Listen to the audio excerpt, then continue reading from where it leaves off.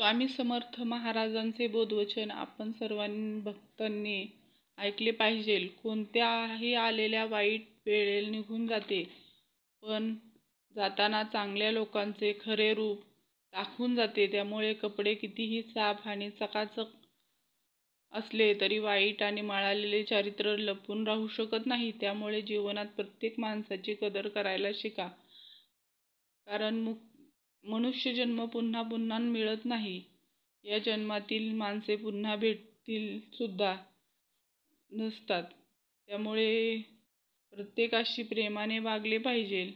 काही वेळा माणसांची प्रकृती औषधाने नव्हे तर त्यांच्या शाब्दिक आधाराने ठीक होते असते. म्हणून शब्दांचा धार नको, आधार पाहिजे. आयुष्य एखाद्याला रडवून तुम्ही कितीही पूजापाठ होम हवन केले तरीही त्याचा काही फायदा होणार नाही. मात्र तुम्ही रोज एखाद्याच्या चेहऱ्यावर हसू आणले तर साधी अगरबत्ती देखील लावायची गरज पडणार नाही. आपण आपल्या जीवनाची किंमत करायला सुरुवात केली पाहिजे. हे जीवन आणि आपल्या जीवनात आलेली अनेक माणसे, मग त्यामध्ये मित्र, नातेवाईक असतील, हे कोणीही असतील, परत परत पुन्हा पुन्हा भेटत नसतात.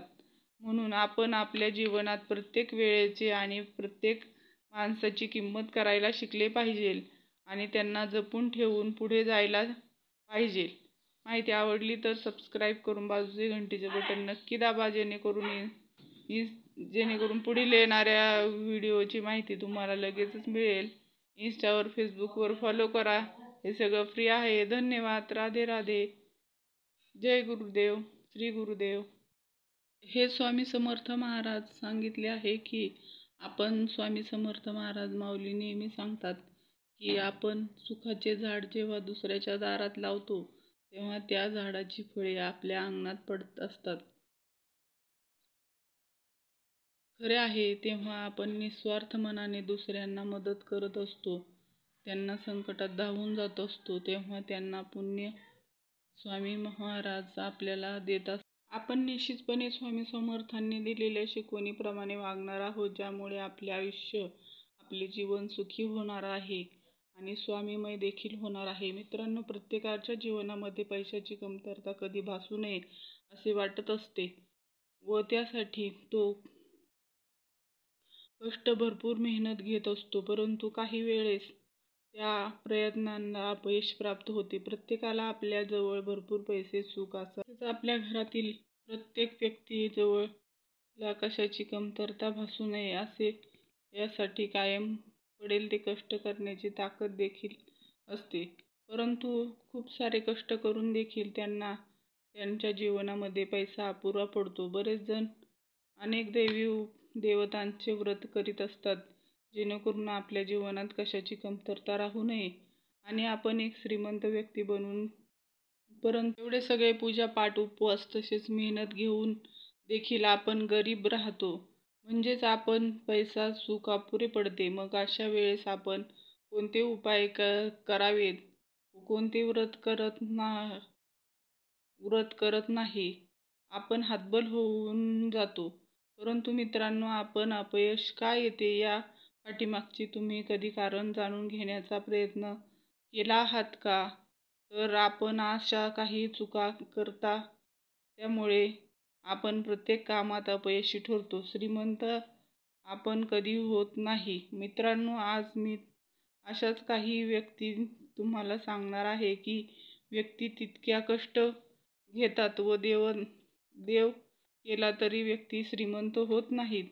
तर मित्रांनो, व्यक्ती मळकट कपडे घालतात. अशा व्यक्ती घरामध्ये कधी कामामुळे नुसते जर कपडे अस्वच्छ होत असतील तर ठीक आहे, परंतु मुद्दाम आळशीपणाने लोक असे अस्वच्छ राहत असतील तर अशा लोकांच्या घरामध्ये लक्ष्मी माता वास करीत नाही, ते कायम गरीब राहतात. तसेच मित्रांनो, अतिशय कठोर वाणीचा असतो, म्हणजेच सतत शिवीगाळ, श्राप, नकारात्मक बोलणे, अशा व्यक्तींच्या घरी लक्ष्मी माता वास करीत नाही. ती व्यक्ती कधीही श्रीमंत होत नाही. तसेच ती व्यक्ती सूर्योदयानंतर आणि सूर्यास्तानंतर सुद्धा झोपलेली असते. अशा व्यक्ती कधी श्रीमंत होऊ शकत नाही. हिंदू धर्मशास्त्रानुसार आपण ब्रह्ममुहूर्तावर उठावे, सूर्योदयापूर्वी उठावे, ज्यामुळे आपल्याला लक्ष्मीची कृपा सदैव राहते. ज्या व्यक्ती अस्वच्छ पायांनी झोपतात अशा व्यक्तींना घरात नेहमी आजारपण वाढते. आजारपणामुळे यांचा भरपूर पैसा खर्च होतो. यामुळे मित्रांनो, तुम्ही कधीही अस्वच्छ पायाने झोपू नये. त्याचबरोबर सूर्योदय आणि सूर्यास्ता वेळी अजिबात झोपायची नाही. तुम्ही जर यावेळी झोपत असाल तर घरात माता लक्ष्मी प्रवेश करणार नाही. त्यामुळे तुमच्याकडे कितीही घरात पैसा आला तरी धनसंचय होत नाही व ती व्यक्ती श्रीमंत बनत नाही. तसेच मित्रांनो, ज्या व्यक्ती डोक्याला तेल लावून तसेच पुन्हा शरीराला अन्य भागांना लावतात त्या व्यक्तींच्या आयुष्यात माता लक्ष्मी वास करत नाही. परिणामी त्या व्यक्ती श्रीमंत बनत नाहीत. मित्रांनो, आपण प्रत्येकाच्या घरी सण समारंभांना पाहुणे येतातच असतात. काही लोकांना पाहुणे आले की आनंद होतो तर काही जणांना नाराज होतात. मित्रांनो, ज्या ज्या वेळी आपण अतिथी आल्यावर नाराज होतो त्या वेळी प्रत्यक्ष लक्ष्मी परमेश्वर आपल्या नाराज होतो. कारण अतिथीच्या रूपाने प्रत्यक्ष परमेश्वर आपल्या घरात आलेला असतात. म्हणून अतिथी घरी आल्यावर नाराज न होता स्वागत करावे, त्यांना योग्य मान द्यावा. त्याचबरोबर मित्रांनो, देवपूजा करताना बरेच लोक आपल्या इष्टदेवतेची पूजा करत नाहीत. देवघरात इष्टदेवतेचा फोटो अथवा मूर्ती असावी. शक्य नसल्यास देवपूजा करताना आपल्या इष्टदेवतेचे स्मरण तरी करावे. कारण इष्टदेव हे आपले प्रथम देव असतात आणि आपल्या कुटुंबाच्या वंशाचे देवता असतात. म्हणूनच इष्टदेवतेची पूजा दररोजच्या देवपूजेसोबत होणे अत्यंत गरजेचं आहे. कोणत्याही प्रकारची अंधश्रद्धा पसरवण्याचा हा व्हिडिओचा उद्देश नाही. केवळ भारतीय समाजात मान्य असलेल्या कथा, उपायविधी आपल्यापर्यंत पोहोचवल्या जातात. याचा वापर अंधश्रद्धा म्हणून करू नका.